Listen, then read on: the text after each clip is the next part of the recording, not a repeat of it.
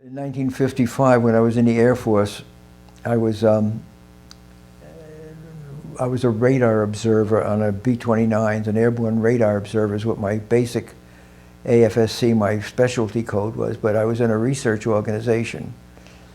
And I'd been on several programs with various people, and one of the officers, Gene Duff, Major Duff, volunteered me, without my knowledge, to go up north in an expedition on Fletcher's ice island.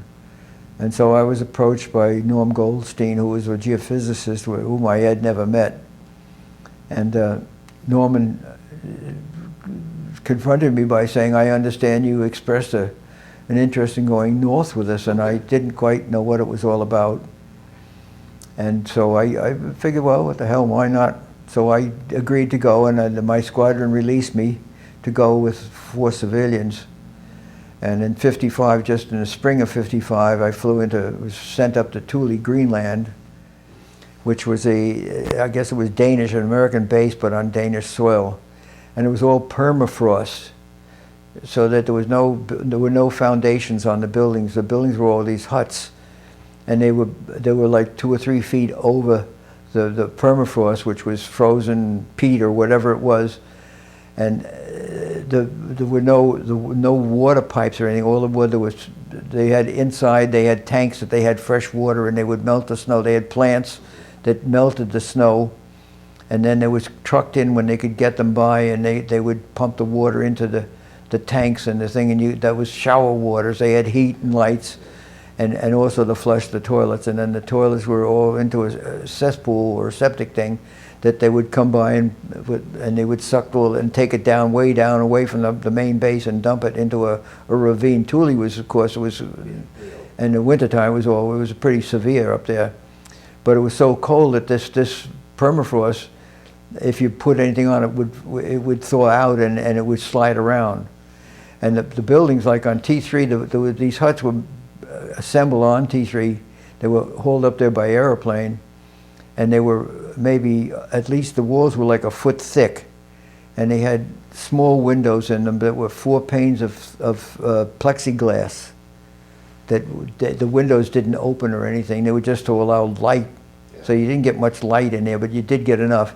And the doors were like the door in a meat locker. They were about a foot thick, and there was a big handle that tightened it up that you could seal it more or less to get it. And at one end of the hut, when the people that had been there the year before, 2 years before we were there, they were there over the winter time in the darkness. The cooks would just throw all the junk, the garbage and trash out the back door. So when we went in there, when we first went in T3, the snow was up to the roof. Now this is like maybe 10 feet above the hard ice below, and then it sublimated and some of it melted. Eventually we had to shovel away from the windows and the door so we could get into these huts. And then eventually when we left, all that snow was gone, and you had to step down out of the hut onto the hard ice.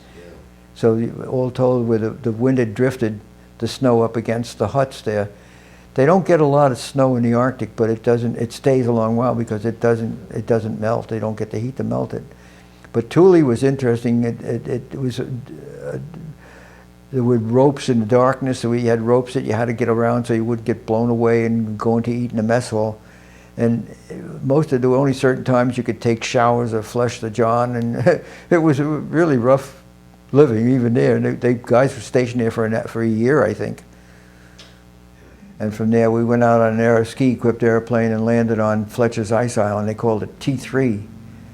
And it was T because it was a target. They had originally discovered it on the radar and reconnaissance flights over the North Pole. And it was probably at that time maybe 350 to 500 miles from the North Pole, and it was up off Greenland. And so we flew into there, and I met the people it was Bert Clary, who was the expedition commander, and Norman Goldstein, who was a geophysicist. Clifford Goodall was a meteorologist from the Weather Bureau, and Chuck Horvath was a marine zoologist from the University of Southern California. And we spent 4 months, I think it was, on T3. But it was quite an experience. It was an island, a big piece of ice that originally they thought it came from Ward Hunt Island, which was up off, way up in the North Pole in the Canadian Arctic. And it was floating around. It flew. Actually, it floated all the way around past Russia. It went around the Arctic Circle, completely circumnavigated the globe up there, floating in the ice pack. It was about 9 miles long, I think, and maybe 5 miles wide, if I recall. And if I recall, I think it was 168 feet thick or something. And it was freshwater ice. It wasn't salt. It was fresh. And we lived on that. It was a high point on it that was maybe 12 or 15 feet above the water, the sea level. And it was completely surrounded by pack ice, which was 10 feet thick or so, or 12 feet thick, which broke up in the spring when we were in there. It broke up in these great big chunks, so that we had the ice island, which was like solid, like an island floating, and then the pack ice. Which was not nearly as thick as the... Oh yeah, well, as I say, the T3 was, if I recall, I think it was 168 feet thick. They seismically measured it or some way. But it was interesting, and they did, Cliff did a meteorological research, and then Cliff had, there was a Nicholas Paluna, was a Dr. Paluna from Yale University, who did meteoric particles. And that was one of the things that Cliff did. He put down collectors out at various spots to collect meteoric particles that eventually brought down to Dr. Paluna. And then Norman Goldstein he did the ice studies and such, and then Bert Clary was the expedition commander, and he came in, and then he was taken off the island and he was sent back to the States. He was setting up for the International Geophysical Year, which started, I believe, in Antarctica in 1958.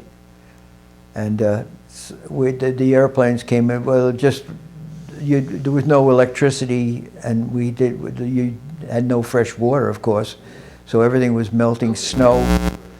And what did you eat? Do you have supplies that we brought food in with us, fresh food, which we just dug an ice cave outside the shed we were living in, the shack, and just stuck it. It was a big, on ice, there was plenty of cold stuff around, but after that was gone, we were eating stuff that was left over from a previous occupation. There would have been a meteorological station there a year or two before that, and they had quite a number. They had 20 or 30 people up there. So there was all this. There were these great big wheels of cheese, of cheddar cheese, and green gauge plums, and all kinds of stuff that no one wanted to eat, but you ate it because you didn't have anything else. And we had a little 2-burner stove, which I had made an oven out of. I found some asbestos board and cut it up, made a box and put it on, so we had an oven. We could bake things. We had Bisquick and make all kinds of wonderful things out of Bisquick.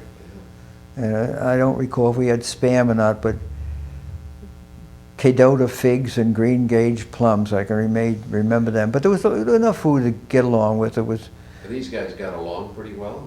Yeah, you got along quite well, and the sun would just go around 360 degrees. It was 24 hours of sunlight, and it never got above maybe 34, 36 degrees. And we moved around on snowshoes. I had never been on snowshoes, but you get used to it. And then gradually the surface snow would ablate. It would turn into a gas and just go up, but it would also melt. And there were freshwater lakes in the low spots on the island where the water would drain into and form sort of a pond. And of course we were on the highest point we could find on the island with the huts is where they were. They were up 4 or 5 feet above the general amount that was out of there, above the sea level. And it was with snow, you had to make sure that the sanitary facilities were away from the hut and down from where we were living. Yes. So if you had to go, you had to walk 300 feet away to the hut that was out there, the outhouse we had. Or if you had to urinate or pee, you'd go down the spot we had. And so the snow above that level was fresh that we used for drinking water and bathing. We'd sit around and we all started to grow beards and have long underwear. And the hut, you always turn the heat off when you were out somewhere or when you went to sleep, because if there was a fire or anything, and it was a space heater that was diesel fuel. We had these big 50-gallon drums outside that had been dropped by the airplanes years before, and they went into a heater in the middle of the hut, which just drained in. You just burned the stuff, and it had a chimney to go out, and so whenever you were out of the hut, you always had to shut the heat down, so it got pretty cold inside there. And then if somebody was going to be in there for a while, we could light that thing back up again. So it was gradually, if you wanted, we'd sit around and you'd start sniffing each other after 10 or 12 days and decide it was time for all of us had to take a bath. And a few of the guys, there was a great big copper wash tub that took tons and tons of snow to get enough water, and then to get enough water heated so it was halfway decent. Well, I would take a whore bath. I don't know if I should use that word, but... Yeah, go ahead. And it was a couple of buckets, and I'd wash my clothes out in one bucket. This was from the Navy, from the ships there, and I'd wash my clothes out in that one, and then I'd wash myself out, or wash it vice versa. I'd wash myself and wash my clothes, and then I'd gradually keep rinsing myself, and then I'd rinse my clothes off and get rid of all the water, take it out, and get rid of it. And these guys would sit in these tubs, on this bathtub, and it was terrible because the water was cool right down. They'd be freezing their butts off, and at least I'd get standing up there and I'd just wash myself. And then we were giving each other haircuts. That was kind of a fun thing because I had never given anyone a haircut, but the agreement was that if somebody cut your hair, he had to agree to let you cut his hair. And so we were pretty shaggy looking at the 4 months there up there floating around. And it was interesting though. I was sorry with Bert Clary. When he went down to the IGUI, after I came back from T3, he wanted me to go down to the South Pole with him, and I was still in the Air Force. I was a staff sergeant, and I had no scientific background. But my squadron, the people of the Air Force organization I belonged to, wouldn't let me go. They said I'd just gotten off. I was an airborne radar observer, which was a critical job thing. What did you do on the ice thing? It was fun. It was 20. We worked 12, 15 hours a day, and mostly I didn't do. I helped the Marines by Chuck Horvath. I helped him out. We went down and we chopped a hole in a stable piece of sea ice, which was probably maybe 8 feet thick or 10 feet thick, and these ice chisels we cut a big hole, maybe 4 feet square, down into the ice. And you just chip the ice in a bucket and then throw it outside until you keep going down. Eventually we got down to where the salt water started coming in a little bit, and we broke it loose, and then we blasted the remaining ice out with some caps, some blasting caps we put down in the water and knocked the ice out. And then Chuck would put a thing called a flaga cora, which was a weighted, like a bomb almost, with a pipe on the end of it that you drop down into the bottom, and it would take samples, mud samples, and haul it back up. We had a winch outside, a gasoline-powered winch that we would bring it with an 1/8-inch steel cable on it, and the Nansen bottles, which would take the different salinity studies, and the water, of course, got fresher as it got up where the ice was. So down, and also was a temperature change because the fresh water would freeze at 32 degrees and the salt was 34 degrees. So it would freeze as it came out. And there was the orange peel buckets, which were a thing that went down and dropped down, and it was triggered and picked up a big scoop of mud. Well, the flaga core, we lost that snagged on something and it broke loose. And so I had another weight thing, and I took a big long pipe that I found, and it was maybe 6 feet long or so, and I finagled and attached that to this lead thing with the weight on it that had fins on it like a bomb. And I rigged that onto where we had the flaga cora before, and we bopped that down into the bottom of the ocean, and we took out these cores that were fantastic. We had 6 feet of them like this long, and we push them out into these boxes, the core boxes, which were left outside, and they stay frozen. And we had quite a collection of that. And then the orange peel bucket a lot of it was draining out, and I took a galvanized trash can, one of these 30-gallon or 40-gallon cans, And I rigged that up on the end of the cable, and we would scoop mud up with that and haul that up. And Chuck Horvath was flipping his lid because they'd never taken such samples out of the Arctic before. And this piece of ice was floating, T3 was floating, I can't remember, 2 knots an hour, maybe 10, 15 miles a day, I don't know. So it was a real slow speed. It wasn't speeding up, and it was in the ice pack. And the water was relatively shallow up through there. I don't know, maybe it was, maybe from 100 meters to 300 or 400 meters. And so we would, these samples, it would have all kinds of stuff. It would have mud samples, but all kinds of marine life, polychaetid annelids and foraminifera, and lots of things that I was getting a little bit familiar with them. But when we finally left T3, we put these samples into balloons. I had found pie balls, these balloons, meteorological balloons, and we put them into different cans and boxes that we found, and put all the mud and samples in there and tied them up. And then when we got ready to leave there in the fall, I think it was September or October, that they came in to evacuate us before it got too dark. Yeah. And it was interesting because the sun it had previously been just going all around 24 hours a day. And then it would hit the horizon, the bottom of the sun would just touch the horizon, and maybe a day or so later, a little tiny bit of it would go below, and I can't remember, but maybe by the time we got off there, maybe 2/3 of the sun, or maybe it was even beyond the horizon, but it would go down and then come right back up again. And they didn't want us, had to get us off there before the winter came in, because it was 60 below zero, it could get up through there, and we just weren't prepared for, we didn't have the facilities or anything else to winter it out. What did you say about the updating this thing is broke off or melted finally? Or Oh, no, we lost some flagocora.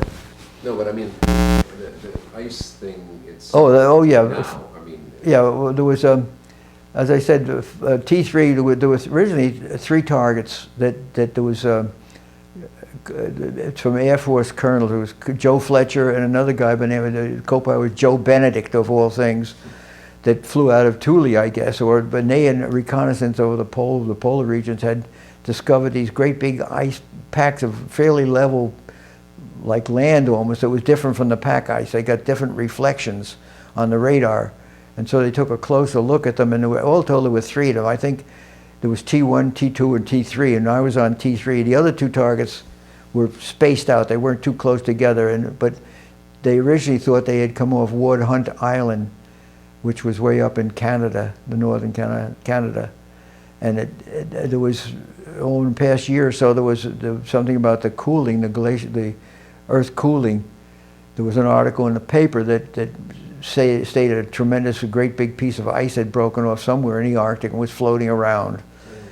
And I'm wondering, I had tried to contact somebody down in University of Southern California. He was a glaciologist, or a yeah, he was a glaciologist, but he wasn't interested in it. I was going to provide him with the reports that I had. I had the technical, the scientific reports from T3, and I thought he'd be interested, but he wasn't. But it was an experience. Norman Goldstein was out one time on snowshoes, and he was on one of these freshwater lakes, and we were sitting down in the hut, and he evidently one of his snowshoes went through the ice on trying to cross one of these freshwater lakes, and so he was screaming, not screaming, but hollering that help, and we were in the hut, and we were maybe a quarter of a mile away, but when it's so cold out, sound travels a lot clearer and further, and it's much louder because the particles in the air are further apart, or closer together, I guess they are. Oh, yeah, they're closer together. And so we did hear this faint noise coming from, from 200 miles from the North Pole or something, saying help. So we went out. Norm was standing on the one snowshoe out there. And Chuck Horvath was so busy taking pictures, he wanted to bring this back to Southern California with him. that nobody would go out on the ice. And so I got a sled. I went back to the hut and got this thing that was made out of fiberglass that was quite shallow, but it was about 4 or 5 feet long and maybe 2 feet wide.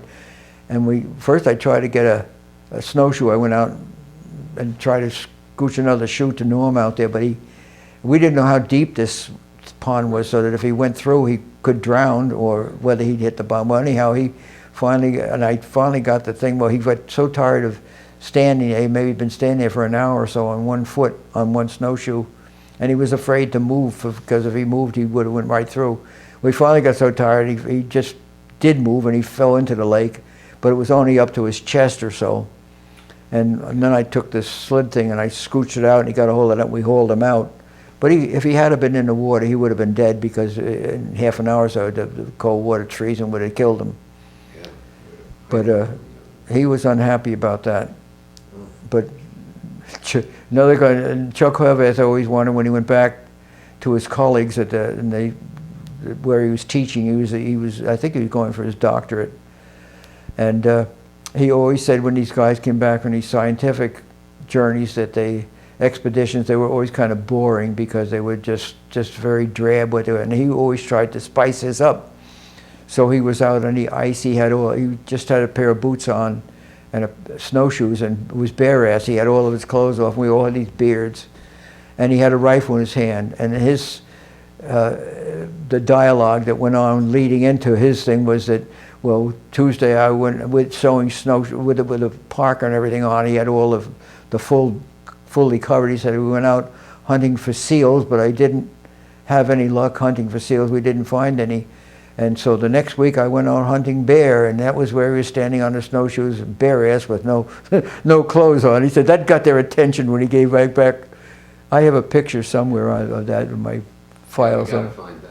Yeah, it's not here. I have it home, I think. But it was interesting, and it was a busy thing, and it was a part of my life. I would. Yeah. That's like 4 months. That's a long. Yeah, it was about 4 months up there.